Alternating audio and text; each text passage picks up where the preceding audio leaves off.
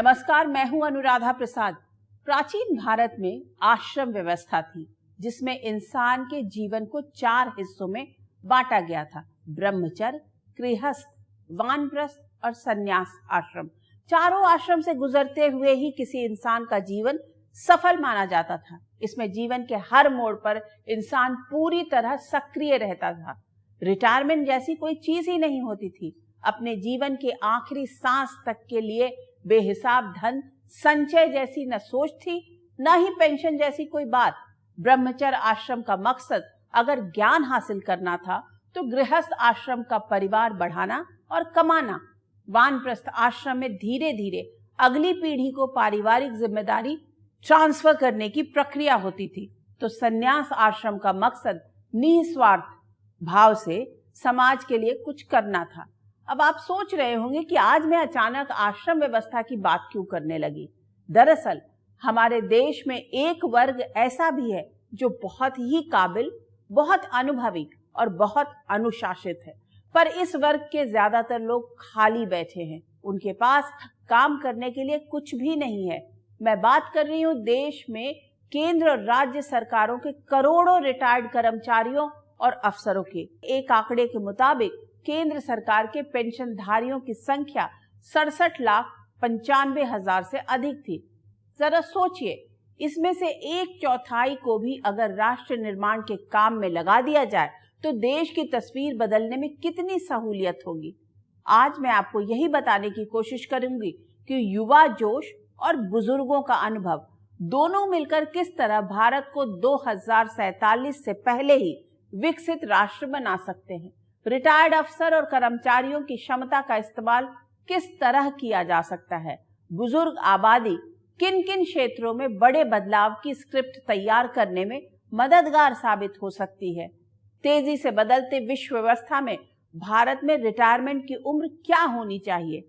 हमारे सामाजिक ताने बाने में ऐसा क्या बदलाव आया है जिसमें बुजुर्ग अपने लिए काम खोज रहे हैं और युवा रिटायरमेंट प्लान पर काम कर रहे हैं। आज ऐसे ही सवालों के जवाब तलाशने की कोशिश करेंगे अपने स्पेशल शो रिटायरमेंट एक सोच में।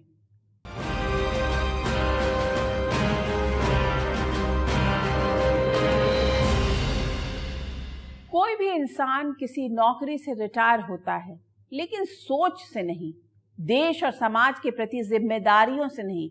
जरा सोचिए, एक आदमी 22-23 साल की उम्र से रोजाना सुबह 9 बजे तैयार होकर ऑफिस के लिए निकलता है, काम खत्म करके देर रात तक घर लौटता है।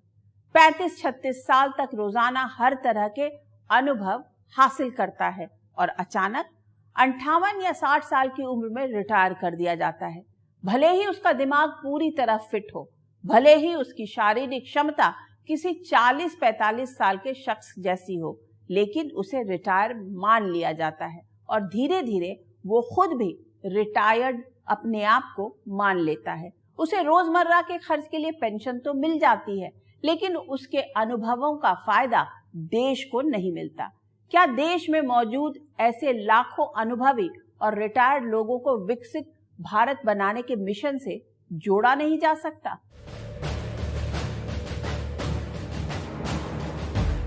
दुनिया के नक्शे में भारत की पहचान यही है कि हम दुनिया की चौथी बड़ी अर्थव्यवस्था हैं। दुनिया के सबसे बड़ी युवा आबादी भारत में रहती है। हम जापान को पीछे छोड़ चुके हैं और अब जर्मनी को पछाड़कर दुनिया की तीसरी बड़ी अर्थव्यवस्था बनने के लिए तेजी से दौड़ लगा रहे हैं। पश्चिमी देशों की तुलना में भारत की आर्थिक विकास की रफ्तार बहुत तेज है। भारत की आर्थिक विकास की रफ्तार ने भी दुनिया को दंग कर रखा है, लेकिन विकसित देशों जैसी लाइफस्टाइल से भारत बहुत पीछे है। पीएम मोदी ने भारत को 2047 तक विकसित राष्ट्र बनाने का टारगेट सेट किया है। इस मिशन को पूरा करने में रिटायर्ड अफसर और कर्मचारी भी बड़ी भूमिका निभा सकते हैं, जिसमें से ज्यादातर के पास रिटायरमेंट के बाद कोई काम नहीं है। लेकिन ऐसा नहीं है कि पूरी जिंदगी नौकरी करने के बाद भी रिटायर्ड कर्मचारी आराम करना चाहते हैं, कुछ करना नहीं चाहते हैं। जो सीनियर की यूटिलाइजेशन ये है कि ये बहुत कुछ कर सकते हैं, they can guide in every field, they have work 30-40 year in the department, they know each and everything, young generation don't know about all this things, so it should be utilized basically what I can say. They are not, so far they are not utilizing. जब आप नौकरी करते हैं तो आपको ज़्यादा social काम का पता नहीं होता है. फॉर एग्जांपल मैं टेक्निकल जॉब है मेरी, तो वो कैलकुलेशन है कैसे इनकम टैक्स होता है, लेकिन बहुत सारे सोशल और लाइफ के एक्सपेक्ट हैं जब हमें बाद में पता चलता है ये भी कर सकते थे. तो ये चीज़ें रिटायर्ड लोग ज़्यादा कर सकते हैं, जो ज़्यादा समझ दे सकते हैं. 31 मार्च 2023 तक केंद्र सरकार के पेंशन भोगियों यानी रिटायर्ड कर्मचारियों की संख्या 67,95,449 थी, जिसमें से सिविल 11.42 लाख थे, रक्षा क्षेत्र से जुड़े 33.87 लाख, दूरसंचार से ताल्लुक रखने वाले 4.38 लाख, डाक के 3.01 लाख और रेलवे के 15.25 लाख. हमारे देश में हर साल करीब 55,000 फौजी रिटायर होते हैं. राज्य सरकारों के रिटायर्ड कर्मचारियों और पेंशन भोगियों को जोड़ दिया जाए तो ये संख्या कई करोड़ में जाएगी. अनुभवी और काबिल रिटायर्ड अफसर और कर्मचारियों को अगर राष्ट्र निर्माण के मुख्य धारा से जोड़ दिया जाए तो कई क्षेत्रों में बड़े बदलाव की बुलंद कहानी तैयार की जा सकती है. अरुणाचल प्रदेश और गोवा के डीजीपी जैसे अहम पद पर रह चुके आमोद कंठ पुलिस की नौकरी में रहते ही बच्चों की जिंदगी में बदलाव के लिए उन्होंने काम शुरू किया था, जो रिटायरमेंट के बाद भी जारी रहा. इसी तरह यूपी पुलिस में डीजीपी रह चुके विक्रम सिंह भी पूरी तरह एक्टिव हैं.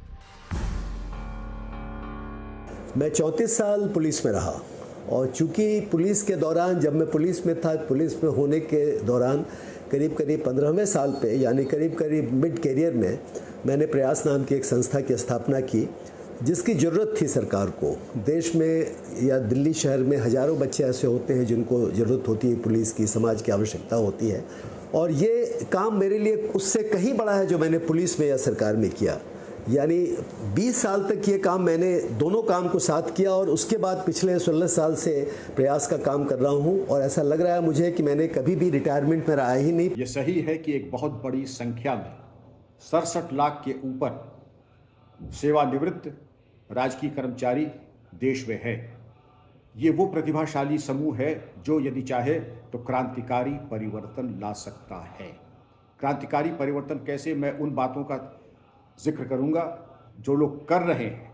कोचिंग सेंटर्स चला रहे हैं जहां आर्मी के लिए ट्रेनिंग, यूपीएससी के लिए, स्टेट पब्लिक सर्विस कमीशन के लिए ट्रेनिंग दे रहे हैं.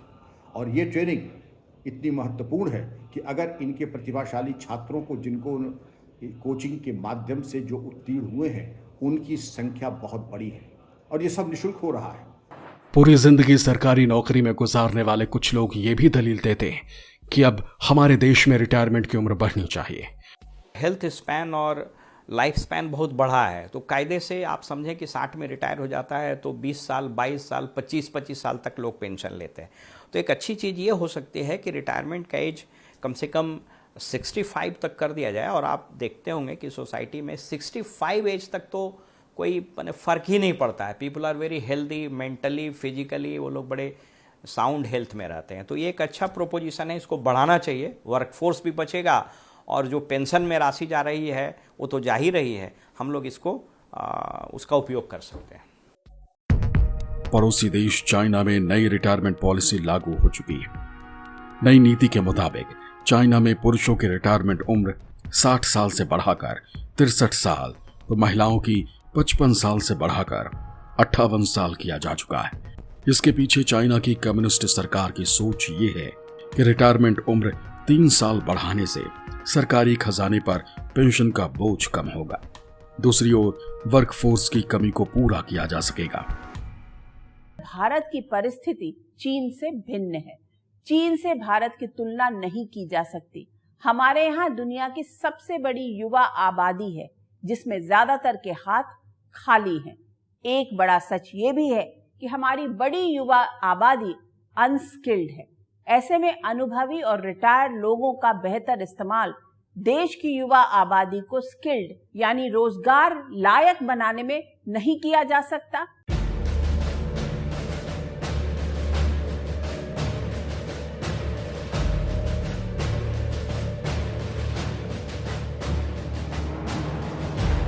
भारत के एक्टिव वर्कफोर्स का सिर्फ 5% ही किसी फॉर्मल स्किल ट्रेनिंग से गुजरी है।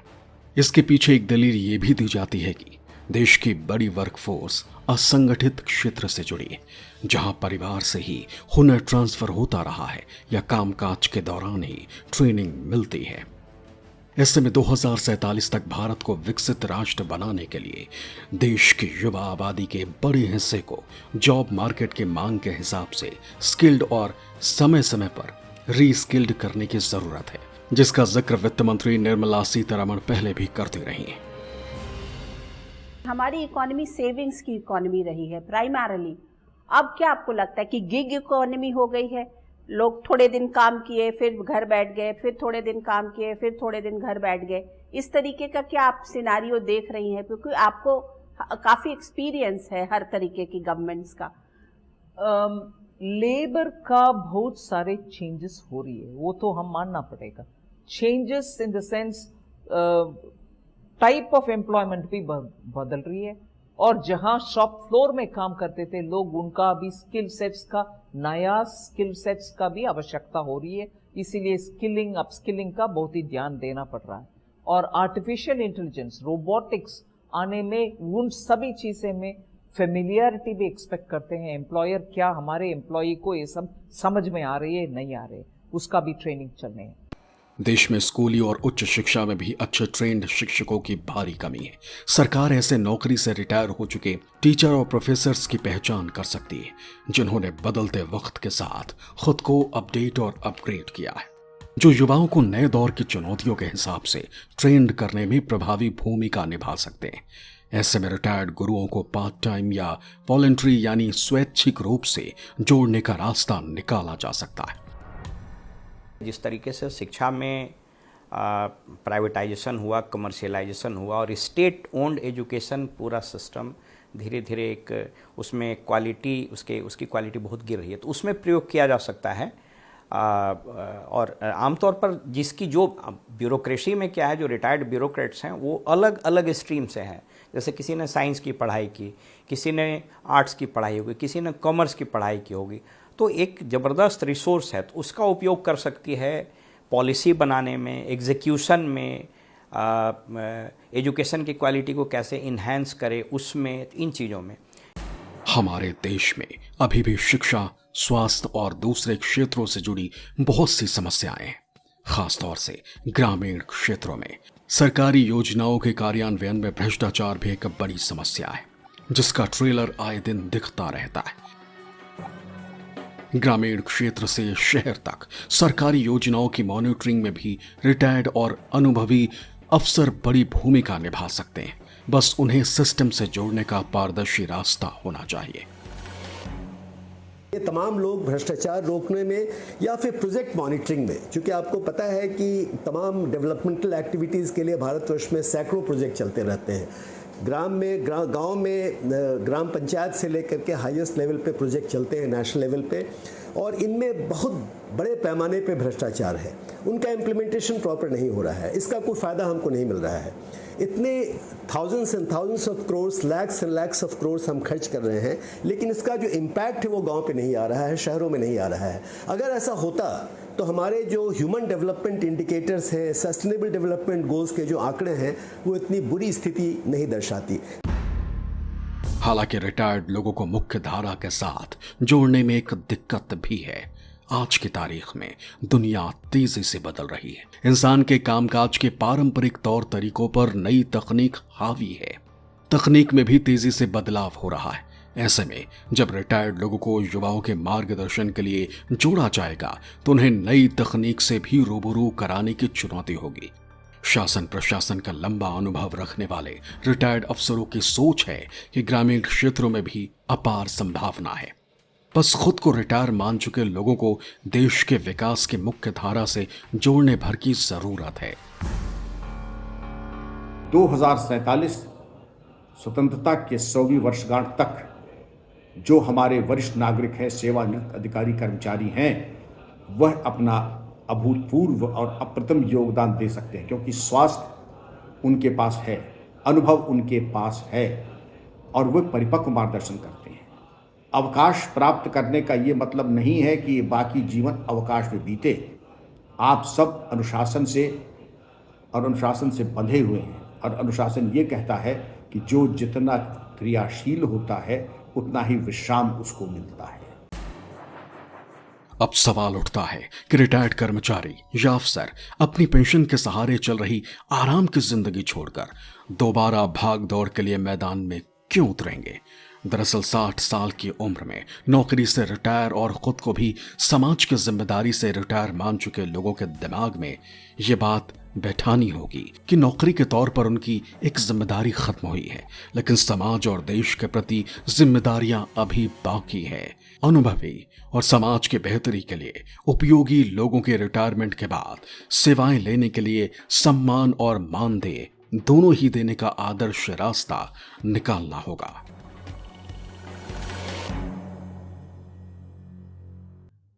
अब सवाल उठता है कि रिटायरमेंट की उम्र क्या होनी चाहिए। हमारे देश में तो नौकरियों के नेचर के मुताबिक रिटायरमेंट के लिए अलग अलग उम्र तय है। मसलन फौज में जवानों के लिए रिटायरमेंट की उम्र अलग है और अफसरों के लिए अलग। सुप्रीम कोर्ट और हाई कोर्ट के जजों की रिटायरमेंट की उम्र अलग है। स्कूल में पढ़ाने वाले टीचर के लिए अलग, यूनिवर्सिटी में प्रोफेसरों के लिए रिटायरमेंट की उम्र अलग। जरा सोचिए, जिस देश की अदालतों में लंबित मुकदमों का हिमालय जैसा पहाड़ खड़ा हो, उन्हें निपटाने में रिटायर्ड जज और वरिष्ठ वकीलों की वॉलंटरी मदद का मैकेनिज्म तैयार करने के लिए मंथन क्यों नहीं होता। जिस देश में क्वालिटी एजुकेशन को लेकर इतनी बड़ी बड़ी बातें होती हैं, वहां अच्छे ट्रैक रिकॉर्ड वाले काबिल रिटायर्ड टीचर और प्रोफेसर्स की मदद क्यों नहीं ली जाती। किसी राज्य में तो बारिश की कुछ बूंदों से ही करोड़ों की लागत से बने ब्रिज धड़ाम हो जाते हैं। कहीं कुछ देर की बारिश में ही मिट्टी और सड़क के बीच का फासला मिट जाता है। ऐसे में सवाल उठता है कि क्या प्रोजेक्ट मॉनिटरिंग और सिस्टम से भ्रष्टाचार खत्म करने के लिए रिटायर्ड अनुभवी अफसरों की वॉलंटरी मदद क्यों नहीं ली जा सकती। दुनिया के विकसित देशों की तुलना में भारत में रिटायरमेंट की उम्र कम है।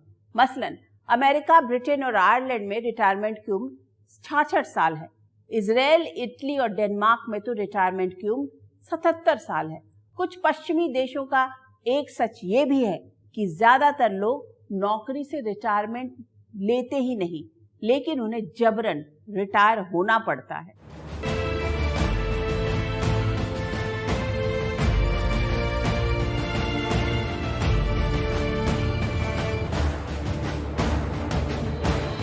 पिछले 200 साल में दुनिया में एक सामान्य व्यक्ति की जीने की औसत उम्र यानी लाइफ एक्सपेक्टेंसी 26 साल से बढ़कर 70 साल से अधिक हो चुकी। साल 1820 में लाइफ एक्सपेक्टेंसी सिर्फ 26 साल थी, जो 80 साल बाद यानी 1900 में बढ़कर 31 पर पहुंची। 1950 तक ये आंकड़ा 49 पर पहुंचा। 1999 में 66 वर्ष और 2024 में बढ़कर 73 साल हो चुका है। दुनिया के कुछ देशों ने जनसंख्या नियंत्रण पर बहुत पहले जोर दिया।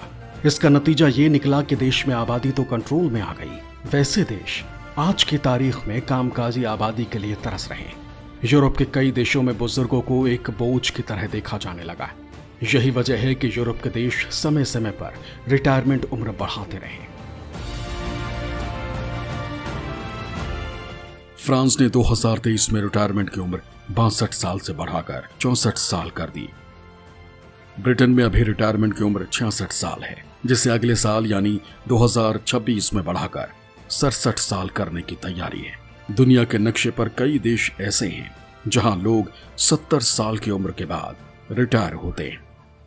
साल 2008 से ही जापान की आबादी घट रही है। वहां की आबादी में युवा दिनों दिन कम होते जा रहे हैं और बुजुर्गों की संख्या बढ़ती जा रही है। ऐसे में जापानी हुकूमत और कंपनियां वर्क फोर्स की कमी से जूझ रही हैं। लेकिन रिटायरमेंट के बाद भी कर्मचारियों को जोड़े रखने के कई रास्ते निकाले गए। दूसरी ओर अमेरिका में हालात थोड़े अलग हैं। अमेरिका में एक सोच है कि कर्मचारी जितना लंबे समय तक काम करेगा उतना अधिक कमाएगा और रिटायरमेंट के बाद उसका जीवन खुशहाल होगा।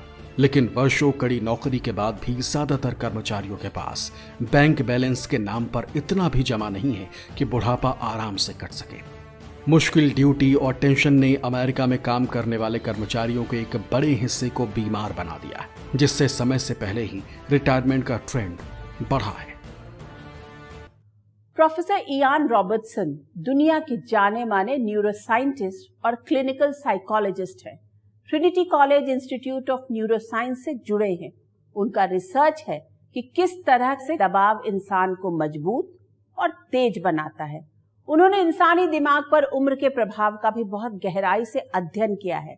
प्रोफेसर इयान के रिसर्च का एक निचोड़ ये भी है कि बुढ़ापा 80 साल की उम्र से शुरू होता है। इसका मतलब हुआ कि व्यक्ति की कामकाजी जिंदगी यानी एक्टिव लाइफ लंबी है। ये विचार बुढ़ापा को लेकर उस स्टेट ऑफ माइंड को चुनौती देता है जिसमें 50 की उम्र को बुढ़ापे की दहलीज माना जाता है। इसका इंडिकेशन दुनिया में तेजी से बढ़ी लाइफ एक्सपेक्टेंसी के आंकड़ों में भी मिलता है। लेकिन दुनिया के साथ साथ भारत में तेजी से बदलती आर्थिक और सामाजिक व्यवस्था के बीच युवाओं का एक ऐसा वर्ग भी तैयार हो रहा है जो 35 से 40 साल की उम्र में ही रिटायरमेंट यानी सुकून की जिंदगी चाहता है।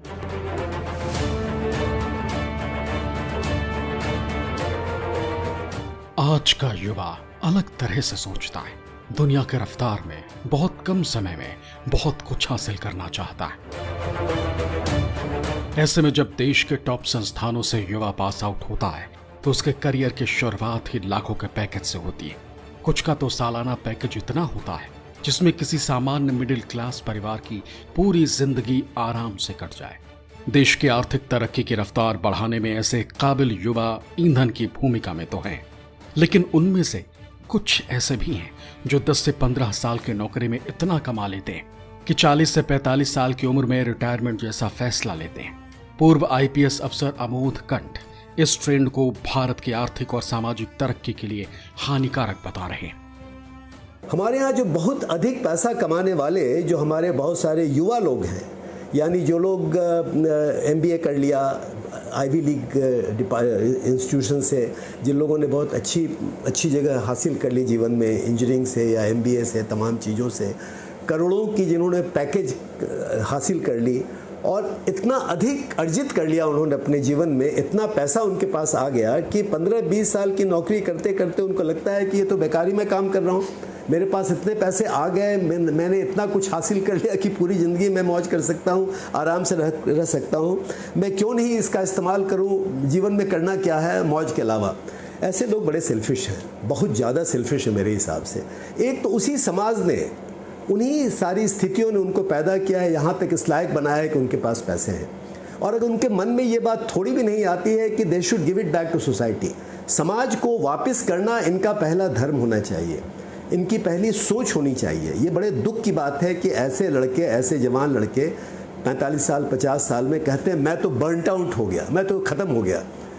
3 दशक से अधिक समय तक सरकार में अहम पदों पर रहने के बाद कई लोग रिटायर हुए, तो कई सरकारी नौकरी के साथ और कईयों ने रिटायरमेंट के बाद अपने अपने तरीके से समाज में बदलाव के लिए खुद को समर्पित कर दिया। समाज के ऐसे वरिष्ठ लोगों की सोच है कि समाज से उन्हें जो कुछ मिला उसे समाज को वापस लौटाना उनकी जिम्मेदारी है। दरअसल आज की तारीख में 2 तरह की सोच साथ साथ चल रही। एक पुरानी पीढ़ी जो घर और सुकून की जिंदगी के बारे में 60 साल यानी रिटायरमेंट के बाद सोचती थी, उसे बुढ़ापे में पेंशन का सहारा दिखता था। दूसरी ओर नई पीढ़ी है जिसके सामने हमेशा डर बना रहता है कि आज नौकरी है, कल रहेगी या नहीं।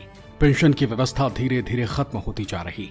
ऐसे में कम समय में अधिक से अधिक कमाना और रिटायरमेंट प्लानिंग तो स्मार्टनेस है, लेकिन समाज की बेहतरी में अपना लगातार योगदान देना भी हमेशा युवाओं की सोच के केंद्र में रहना चाहिए। आज की तारीख में भारत में दुनिया के सबसे अधिक युवा हैं। जनसंख्या में बढ़ोतरी का जो ट्रेंड है, अगर यही जारी रहा तो अगले 20 से 25 वर्षों में कामकाजी आबादी घटेगी और बुजुर्गों की संख्या तेजी से बढ़ेगी। लेकिन भारत जैसे देश में कितने बुजुर्गों के पास विकसित देशों जैसी आर्थिक और सामाजिक सुरक्षा होगी, ये भी एक यक्ष प्रश्न है। बदलाव, आधुनिकता और शहरीकरण की तेज हवा के बीच अगले 20 से 25 वर्षों में बुजुर्गों की आर्थिक और सामाजिक स्थिति क्या होगी, उन्हें किस तरह की चुनौतियों का सामना करना पड़ सकता है, इस पर भी ईमानदारी से मंथन की जरूरत है। प्रधानमंत्री मोदी 2047 तक भारत को विकसित राष्ट्र बनाने के टारगेट को लेकर आगे बढ़ रहे हैं। ऐसे में एक और देश में अनुभवी रिटायर्ड लोगों की जमात है जो देश के लिए 60 पार की उम्र में भी कुछ करना चाहती है, और दूसरी ओर युवाओं की एक ऐसी जमात भी तैयार हो रही है जो 40 में ही रिटायरमेंट के बाद सुकून की जिंदगी के अर्थशास्त्र पर गुना भाग कर रही है। मुझे 2047 तक एक और तस्वीर बनती दिख रही है। कहीं भारत की आजादी की 100वीं वर्षगांठ तक बुजुर्गों का एक ऐसा वर्ग न तैयार हो जाए जिसके पास सामाजिक और आर्थिक सुरक्षा के नाम पर कुछ भी ना हो, जो बिल्कुल खाली हाथ हो, जिसके सामने 80 साल की उम्र में भी दवा और दूसरी बुनियादी जरूरतों के लिए काम करने के सिवाय दूसरा विकल्प न हो। ऐसे में हमारे देश में रिटायरमेंट को लेकर स्टेट ऑफ माइंड और अप्रोच दोनों में बदलाव की बहुत जरूरत है। आज के इस एपिसोड में बस इतना ही। मुझे इजाजत दीजिए, और निष्पक्ष खबर और अपने हक से जुड़े मुद्दों के लिए आप देखते रहिए न्यूज़ 24। नमस्कार।